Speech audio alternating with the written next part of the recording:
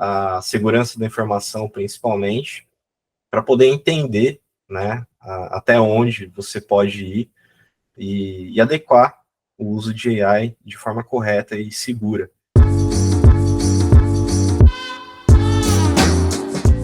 Boas-vindas a mais um podcast do Humans of Digital. É um podcast da CIT, onde a gente aborda temas muitíssimo importantes, tanto em tecnologia e em seus desdobramentos. Eu sou a Micaela Hanna, trabalho como líder de AI e dados aqui na CIT, principalmente num produto chamado Flow, que se você está por dentro dos avanços de AI que a gente já vem fazendo, você deve estar a par de como funciona essa ferramenta. E eu estou aqui hoje para falar de um tema extremamente crucial, ainda mais quando a gente fala de inteligência artificial, que é IA e cybersecurity. E para trazer um pouco desse tema, eu quis convidar uma pessoa super especial também aqui da CIT, que é responsável por toda a nossa camada de segurança, nos ajuda a estar atentos ao que há de mais recente, o que mais a gente consegue conectar do mercado, que é o Leonardo. Quero abrir aqui para ele se apresentar, Léo. Fala um pouquinho sobre você para nós. Olá, Mica. Olá a todos, né? Muito obrigado aí pelo convite, né? Um grande prazer aqui compartilhar uma informação tão importante com vocês, né? Eu sou Leonardo Orvati, sou Head de Cybersecurity aqui na CIT, ajudo nossos clientes a alavancar as questões de segurança aos negócios, e vamos falar hoje, né, desse tema tão importante que é segurança em IA. Perfeito. E acho que até para começar um pouquinho, quebrar o gelo, tem uma pergunta muito interessante que a gente pode falar, que é um pouco da sua visão, Léo, para entender qual que foi o ponto de virada que você acredita que tornou a segurança em IA uma preocupação tão crucial para as empresas. O que você acha no seu ponto de vista? Do meu ponto de vista, a IA já é um caminho sem volta, né? O mercado realizou a adoção desde o advento aí do Generative AI, à medida que nós fomos observando muitos ganhos, né, de produtividade e cresceu exponencialmente aí no mercado. Então, a segurança, né, ela é muito preocupada com esse tema, pelo fato aí de dois fatores, né, o aumento de uso da IA em decisões sensíveis, por exemplo, no mercado financeiro, de saúde, e um outro fator que são os incidentes envolvendo IA, né, então, como violações de privacidade, manipulação de modelos, aí que demonstram um impacto potencial, né, nesse caso. Legal, e é bacana que você fala de riscos, e quando a gente fala de riscos, eu acho que é um principal ponto que faz com que muitas empresas, elas hesitem em adotar a IA, principalmente por conta de vários aspectos que são colocados na mídia, e a gente vê, de fato, alguns vazamentos e coisas desse tipo, principalmente retraindo com dados de usuários, etc. Quais são os principais medos e receios que você encontra nesse aspecto e como podemos desmistificá-los? Tá, os principais pontos, né, que nós encontramos aí é a manipulação dos modelos, né, o famoso data poisoning. São os dados maliciosos inseridos no treinamento da IA, né? Então, com isso, acabam ali acarretando exfiltração de dados, né, vazamentos de dados associados, principalmente ao uso de APIs com IA, né, e da parte também de riscos éticos, né, que tem a discriminação algorítmica e decisões injustas, né, da IA, que podem ter ali algum tipo de alucinação, trazendo resultados não esperados ali para um cliente, né, por exemplo. Então, é um impacto aí muito grande que acaba gerando, se não for controlado ali de forma correta o uso da IA. Boa, e até tem um ponto importante que eu acho que é que tem esse lado que é complexo em relação aos riscos, acho que não só em relação ao que o modelo ele foi treinado, mas também ao que o modelo recebe, né? A gente fala daqueles guardrails, né?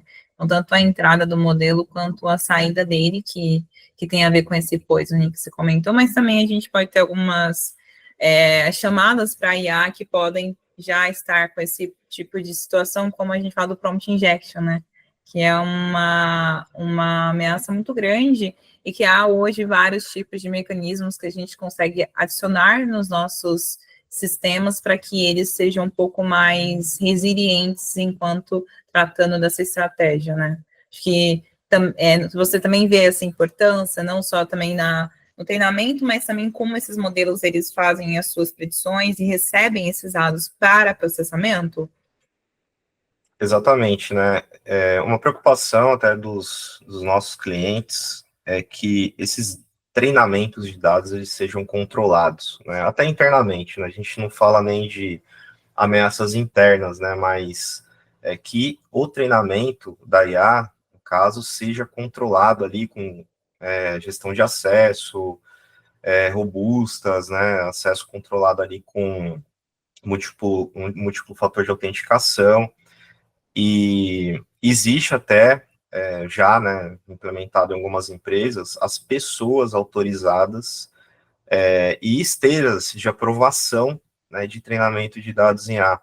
Vou dar um exemplo aqui, no mercado aí de saúde, né, tem médicos hoje fazendo ali algum tipo de triagem não decisor, né, mas é uma triagem que acelera o trabalho ali de identificação de patologias, por exemplo, né, e esses dados eles precisam ser treinados por profissionais que são autorizados a dar o diagnóstico da patologia, né, mas não que a IA ela seja um decisor ali no momento de diagnóstico, mas que ela acelera o processo, né, de tomada de decisão do profissional ali no final, coletando informações ali de um paciente, por exemplo. E esse script, né, esse prompt que é realizado ali pelo um hospital, por exemplo, para acelerar esse processo, ele precisa estar resguardado ali, né, por camadas de segurança, aprovações, né, sobre as informações ali no treinamento daquele prompt, para que não haja ali uma decisão errada, né, por exemplo, a pessoa fala que tem a doença A e o prompt devolve alguma coisa com a doença B, né, então esse treinamento ele precisa ser muito guardado, né, e aprovado ali pelas pessoas autorizadas. Então, esse é um case, né, que nós já estamos vivenciando aqui no mercado da saúde. Legal, e até quando a gente pensa mesmo num cenário que está evoluindo com muita frequência e constância, quais são as ferramentas e estratégias que você vê e até que a gente implementa já nos nossos serviços aqui na CIT, que você considera que são indispensáveis ali, tanto para fortalecer a proteção dos sistemas de IA nas empresas, mas que também para garantir para os clientes que eles estão colocando, né, todo as suas importâncias em um local que seja seguro e que garanta, né, que essas informações vão ser usadas da melhor maneira possível. Quando a gente fala de IA e informações sensíveis, né, é uma coisa muito séria. Por exemplo, hoje nós temos algumas IAs aí no mercado, né, por exemplo, o ChatGPT. Né, o ChatGPT, ele pode compartilhar dados, né, isso já está escrito ali, que todos os dados são utilizados para aprendizado, né. No caso de empresas, é necessário que a empresa tenha ali uma IA isolada, de certa forma, né, utilizando ali, por exemplo, o OpenAI dentro ali da Microsoft, para que tenha controle dos dados, né, então, dessa forma é possível configurar essa IA para que ela não reutilize informações para aprendizado, né, para outras pessoas consumirem, outras pessoas terem algum tipo de informação ou de valor intelectual ali compartilhado. Então, as empresas estão buscando, né, parceiros, né, que tenham a capacidade de configurar essa IA de forma segura para que não compartilhe os dados, por exemplo, né? E todos os prompts que sejam salvos ali em bases de dados criptografadas, né, com acesso com segurança robusta e que sejam acessados somente a partir da rede da empresa. Então, dessa forma, as empresas conseguem crescer, sim, com a IA de forma segura, né, utilizando um ambiente seguro ali para poder compartilhar informações. Então, com isso também, considera ferramentas de postura, de segurança em nuvem, né, que hoje a maioria das empresas estão utilizando esse tipo de tecnologia, então é necessário que a nuvem ela esteja segura também em relação ali seus componentes, né, banco de dados, storage, rede, e seja ali realmente um ambiente dedicado, né, com IA dedicado ali para poder usar de forma mais sustentável ali, mais segura nesse caso. Eu também queria até adicionar um ponto ao que você está falando, porque com a ascensão e a importância que as empresas estão vendo de adicionar Generative AI em suas propostas, acho que tem uma questão de você ter o timing, né? O timing para você conseguir vender um produto ou serviço. Então, há inúmeros novos frameworks que estão sendo colocados à disposição das empresas para facilitar esse tipo de implementação de IA, né? Então, a gente vê alguns frameworks que criam agentes automaticamente, todos disponibilizados no GitHub de uma maneira muito rápida e fácil de ser utilizada e adotada. E acho que com isso também tem algumas ferramentas, queria ter seu ponto de vista nisso, que conseguem identificar se aquelas bibliotecas elas estão ou não com algum tipo de ameaça ou algum tipo de criticidade que deve ser considerada para a gente corrigir. Vejo uma preocupação aqui, muito colocando um pouco da nossa experiência aqui, tem alguns times que estão nesse momento fazendo priorizações, segurança, para conseguir garantir que a gente faça um mapeamento e verifique, né, se tem algum tipo de problema, e se esses problemas acontecem, todo um trabalho para isso chegar com prioridade para esses times trabalharem, né? Então, a gente tem as features, a gente tem que estar modernizando e aderente ao que a gente quer de propósito de valor e diferenciação para o mercado, mas também sem esquecer do que pode ser o trade-off quando a gente não faz uma análise e não se preocupa com a magnitude necessária ao adicionar e adotar ferramentas que tão rapidamente podem trazer esse valor. O que você pensa sobre isso? Faz sentido o que eu estou trazendo? Bom, faz muito sentido. Hoje temos ferramentas, por exemplo, o SCA, que é para verificar a segurança de componentes da aplicação, ou seja, as bibliotecas, né, quando é desenvolvido ali uma solução customizada, né, utilizando as APIs, né, da inteligência artificial, as LLMs, famosas LLMs, né? Então, as empresas elas estão customizando isso hoje e acabam virando novas aplicações ali para as empresas, né, que devem considerar ali checagens automatizadas com essas ferramentas na pipeline de desenvolvimento, para poder garantir ali que no final a solução esteja segura, né, esteja robusta. Legal demais, e acho que isso aí é uma coisa que não é nem veio com a IA só, né? Mas a IA ela trouxe uma proposta maior pela facilidade que a gente tem de utilizar ferramentas já prontas e essas APIs que podem ser criadas, mas que para elas serem endereçadas já tem muita coisa já preparada ali, e a gente, quando começa a usar, tem que fazer todo um mapeamento para ver se aquilo é seguro de fato ou não. E só que é bom também trazer um outro lado, que além da IA ela acabar sendo esse alvo, ela também pode ser uma poderosa assim, arma na batalha pela segurança cibernética, né, quando a gente fala sobre esse assunto.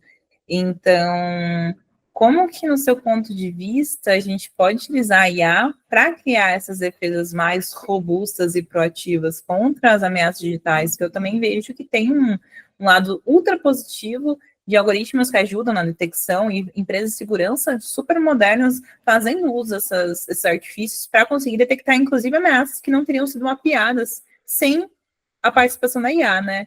Então, tem esse lado positivo também, né, Léo? Com certeza. A IA ela veio para ajudar, ao mesmo tempo, os criminosos utilizam, né, para fazer ataques automatizados, né? Hoje é muito fácil assim para uma pessoa criar um e-mail phishing para enviar para alguém, né? Antes a gente percebia pela escrita, né, a gramática, assim, a gente já identificava, né? Os criminosos, eles erram bastante ortografia agora, só que com a IA, né, eles têm, vem sendo bastante assertivos nesses modelos, e é muito fácil hoje criar um e-mail, né, utilizando imagens, informações aí, por exemplo, né, quem nunca recebeu um e-mail ali de um banco, né, e-mail que você está devendo alguma coisa, né, e de outras coisas.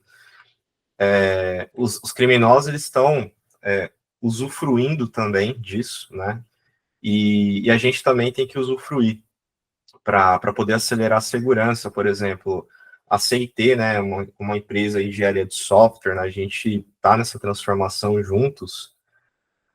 Nós temos utilizado a IA também para acelerar a segurança do desenvolvimento, né? Então, muitas empresas sofrem com aquele backlog, né, de segurança com vulnerabilidade em código, vulnerabilidade em nuvem, e a IA também ela veio ajudar nisso, né? Então, a gente consegue, por exemplo, acelerar hoje 6 vezes mais rápido a correção de vulnerabilidades em aplicações, né, utilizando a IA nas soluções do Flow. E, entre outras, né, para fazer definição ali de segurança no design de nuvem, né, até para pessoas que são júnior, a gente consegue ali alavancar com IA esse conhecimento, né, isso é uma coisa bem interessante. Hoje é muito difícil achar pessoas no mercado qualificadas, e então a IA ela ajuda também quem está dentro da empresa já a aprender de forma mais rápida, e os seniors conseguem montar scripts e prompts para acelerar esse trabalho das pessoas júnior, né? Então a gente acaba tendo ali um equilíbrio de conhecimento e execução ali com a IA para fazer segurança. Eu vou dar um outro exemplo aqui também. Soluções de CIEM, né, que coletam logs das aplicações.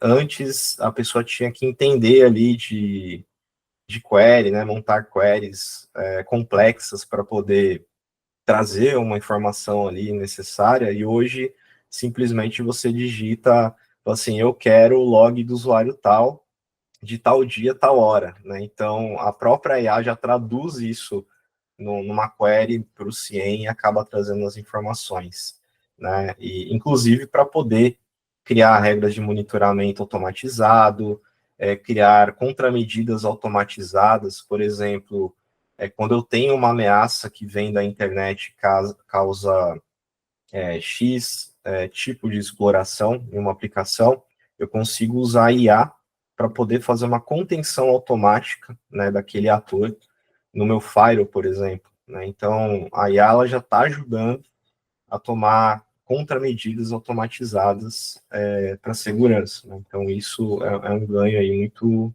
muito bom. É importante isso, até porque acho que isso impacta no nosso futuro também, né? Acho que esse combo da IA, tanto atuando como uma parceira mesmo, que eu acho que é muito da maneira com que a gente faz essa utilização, tendo essa preocupação com o que a gente está colocando dentro da nossa empresa e disponibilizando para os clientes, que é uma coisa que a gente vê aqui bastante forte nas nossas decisões, meio que by design, quando a gente conversa, né? Então, trazendo a segurança como uma parte principal e quase não consideraria nenhum requisito, mas como um pilar. Acho que aquilo ali tá, nem deve ser replicado como requisito, que já deve ser considerado na concepção daquele artefato. E aí, quando a gente olha para o futuro, o Léo, quais são os avanços que você prevê na área de segurança? Relacionado especificamente com a IA, né? Tecnologias e abordagens, elas, na sua visão, vão moldar e proteger os sistemas que a gente está criando e que talvez sejam ainda mais criados nos próximos anos. Exatamente, a gente está muito na fase agora, assim, de aprendizado da AI para tomar decisões, né? Então, hoje ainda depende muito ali do fator humano, né? Na questão de fazer algo, né? Tomar uma decisão final. E eu vejo muito, né? Tem até um termo que chama XAI, né? XAI, que são as ferramentas que permitem compreender e confiar nos resultados gerados pela AI, né? Que são fatores ali confiáveis, que já foram dados feedbacks ali de altura, né? Para que seja de forma decisiva. Defesas adversárias, né, que são estratégias para proteger modelos contra ataques sofisticados. Então, a própria AI, ela entende ali algo sofisticado para que ela consiga entender. Vou dar até um exemplo aqui. Existe um tipo de ameaça que é o Zero Day. O Zero Day é quando é descoberta ali uma vulnerabilidade, mas que o fabricante de software ainda não fez o patch, né, para corrigir aquilo. Então, a AI ela vai ajudar nisso também, né? Ela não existe, né, uma correção, né, mas eu vou criar aqui um workaround ou uma contramedida, né, para que isso não seja explorado. Isso está estranho, isso não é normal, não é um comportamento normal esperado. Então, a AI ela vai conseguir entender aquilo, né, aquele comportamento e tomar decisão. E também tem um ponto agora, né, que inclusive no Brasil já está correndo, que é a questão da regulamentação da AI, né? Está vindo aí, entre aspas, uma LGPD de AI, né? Que são políticas globais aí que padronizam práticas de segurança e ética em AI. A gente já chegou no momento que isso realmente precisa ser regulamentado, né? Para que haja ali sanções, né? Boas práticas, a questão de ética ali utilizado para a empresa. Hoje, por exemplo, nós usamos muito AI para criar ata de reunião, né, para fazer diversas coisas, né, mas qual que é o limite, né, qual que é o ponto ali que precisa falar assim, ó, isso é certo, isso é errado com AI para praticar ali no país, né, no mercado, de forma global.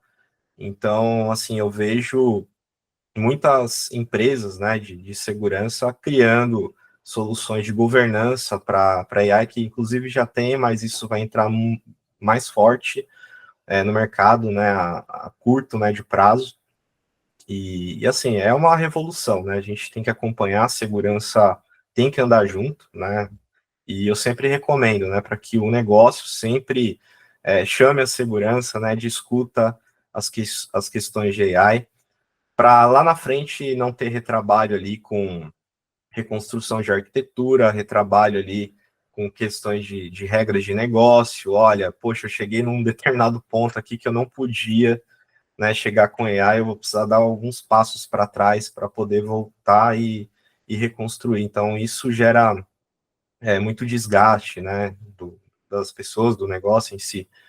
Né? Então, realmente é algo que tem que andar junto, né? A segurança ela é muito base da AI, porque dependendo da solução, nós temos ali decisões sobre vidas, né, decisões sobre processos críticos que pode parar uma cadeia de suprimentos.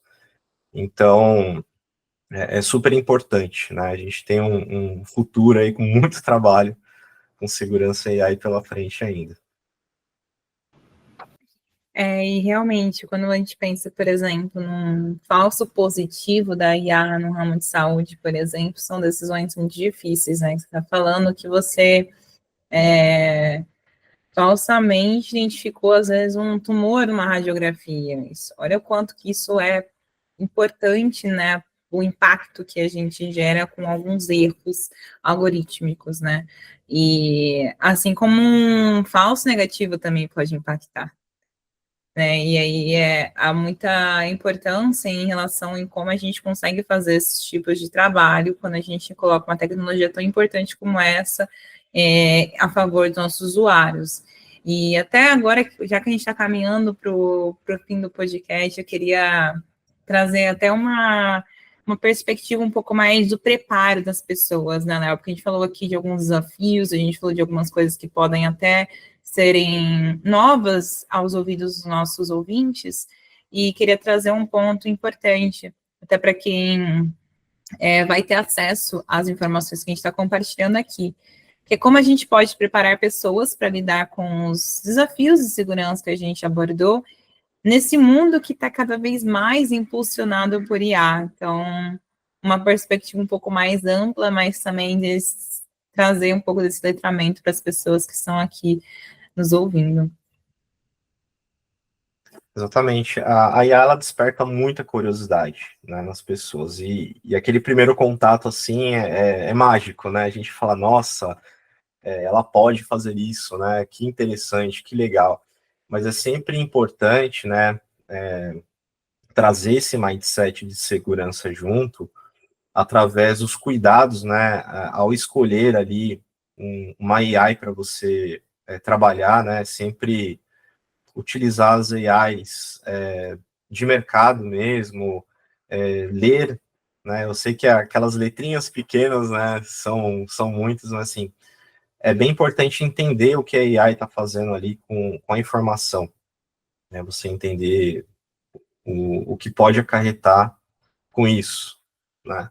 O uso pessoal, né, ok, né, é sempre bom tomar cuidado, mas uso profissional é sempre bom procurar, né, as pessoas responsáveis ali pela tecnologia da empresa, a segurança da informação principalmente, para poder entender, né, até onde você pode ir e adequar o uso de AI de forma correta e segura, né? Então, assim, a gente não precisa saber tudo, mas a gente precisa saber o essencial ali para direcionar, né, o que precisamos. Então, é sempre procurar o setor de tecnologia e segurança da empresa para poder entender ali quais são os riscos, né, de utilizar uma AI. E acho que também tem um lado que até mesmo o setor de segurança também passa por uma transformação, né, Léo? Porque não adianta as pessoas procurarem o setor sem que o setor tenha tido esse letramento.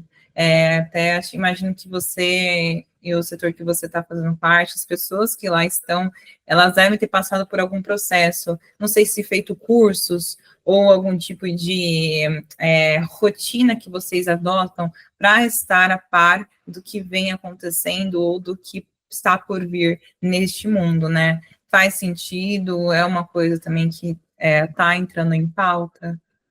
Sim, com certeza.